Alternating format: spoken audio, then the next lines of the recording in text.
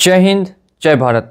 एक बार फिर से स्वागत करता हूं मैं आप सभी लोगों का आपके अपने चैनल लोन हेल्प इंडिया में। और आज के इस वीडियो में बात करेंगे कि आप लोगों के काफ़ी सवाल होते हैं और उसमें से सबसे बड़ा सवाल एक ये भी होता है कि आखिर लोन सेटलमेंट के लिए जो सबसे सही समय है वो कौन सा है, किस समय हम लोग लोन को सेटलमेंट करा सकते हैं, किस किस तरीके के लोन कितने परसेंट में सेटलमेंट होते हैं और साथ में सेटलमेंट का प्रोसेस क्या होता है। सारी बातें करेंगे आज के इस वीडियो में।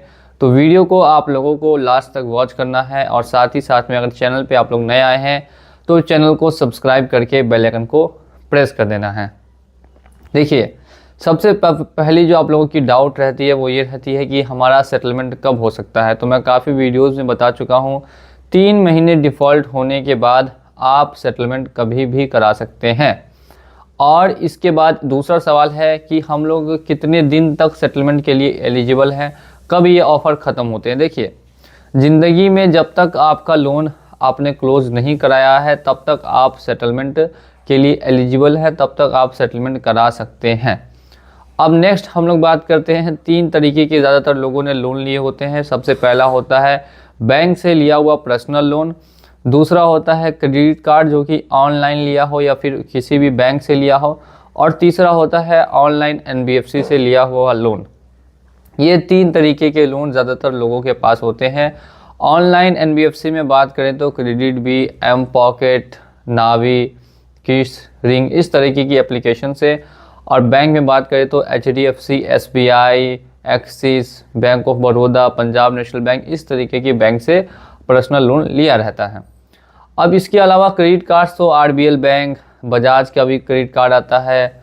इसके अलावा हम अगर बात करें तो SBI सबसे ज़्यादा चलने वाला, HDFC का क्रेडिट कार्ड। अब लोग डिफ़ॉल्ट करते हैं लोन इस वजह से ताकि उनके पास कोई ना कोई प्रॉब्लम होती है।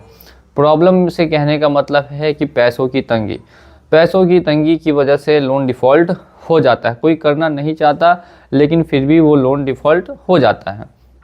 एक बार लोन डिफ़ॉल्ट हो जाने के बाद काफ़ी मन में सवाल उठते हैं कि अब क्या हम इस चीज़ से बाहर आ पाएंगे कि बाहर नहीं आ पाएंगे, क्या हमें ज़िंदगी भर अब इसी तरीके से रहना होगा।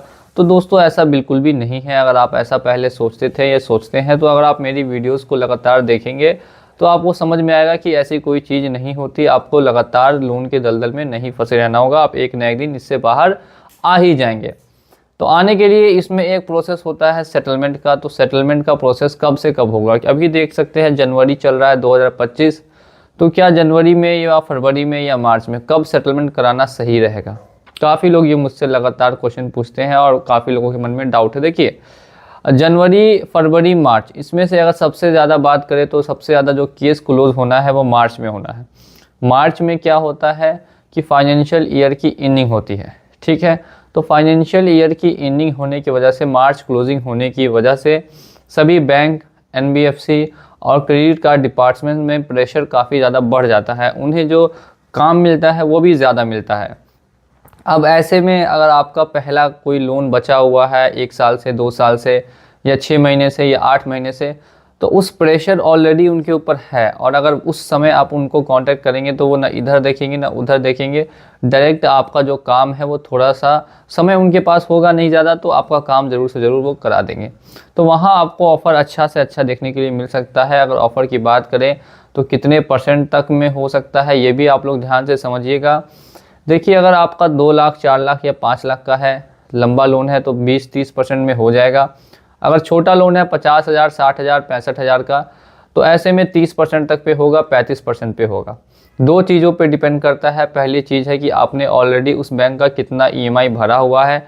अब जितना ज़्यादा EMI ऑलरेडी भर चुके होंगे उतने कम में बैंक वाले सेटलमेंट कर लेते हैं, क्योंकि आपने काफ़ी पैसा उनको ऑलरेडी दे रखा है।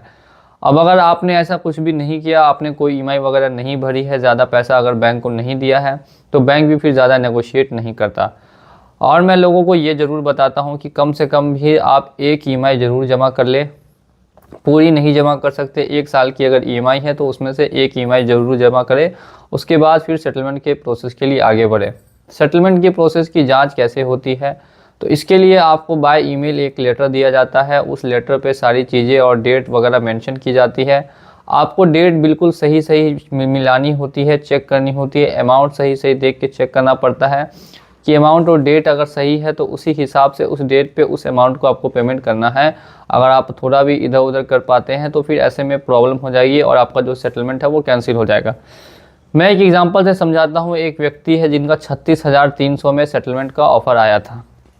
उन्होंने पेमेंट किए सिर्फ और सिर्फ 36,300 रुपये पेमेंट नहीं किए। डेट उनकी लास्ट 9 जनवरी की थी, डेट उनकी फेल हो गई, 10 जनवरी हो गई। अब 9 के बाद जैसे ही 10 जनवरी हुई, जो उन्होंने 36,000 पेमेंट किया था वो टोटल ओवरड्यू में से कट हो गया। यानी जो भी उनका ओवरड्यू था 1,42,000 का, उसमें से उन्होंने 36,000 काट ली और अब उनका ओवरड्यू बाकी 1,06,000 रुपये और बच रहा है। यानी कि सेटल नहीं हुआ, क्योंकि सेटलमेंट अमाउंट उनका था आपको 36,300 का और उन्होंने पेमेंट सिर्फ 36,000 ही किया था। तो इस तरीके से अगर आप थोड़ा भी पैसा कम देते हैं, 5 रुपये भी अगर कम देंगे, तो ऐसे में बैंक आपको लोन क्लोज नहीं करेगी, सेटलमेंट पूरा नहीं करेगी। तो इन बातों का आपको ध्यान हमेशा रखना है। अब एक सबसे लास्ट सवाल आप लोगों के मन में ये रहता है, क्या सेटलमेंट के बाद सिविल ठीक हो सकता है? देखिए, सेटलमेंट के बाद सिविल ठीक होना बहुत ज़्यादा मुश्किल है और नामुमकिन के हिसाब से है। अगर आप ज़्यादा बैंकों से सेटलमेंट करा लेते हैं तो फिर सिविल हमेशा के लिए बर्बाद हो जाता है। सिविल फिर वापस ठीक हो पाना बहुत बहुत बहुत क्या मेरे हिसाब से आप हो ही नहीं सकता। फिर कम है, अगर सेटलमेंट कराया हुआ है, 1-2 छोटा छोटा लोन है, तो फिर फ्यूचर में आप उसे चाहे तो आगे चल के क्लोज करा के और अपने सिविल में बढ़ोतरी करा सकते हैं। तो इन बातों का आपको ध्यान रखना है। सिविल को लेके भी ध्यान रखना है कि फ्यूचर में क्या आपको आवश्यकताएं पड़ सकती है लोन की कि नहीं पड़ेंगी। तो चलिए चलता हूं मैं आज के इस वीडियो में और उम्मीद करता हूं वीडियो पसंद आई होगी तो वीडियो को लाइक कीजिएगा। मिलूंगा अगले वीडियो में आपके साथ बहुत ही जल्द। जय हिंद।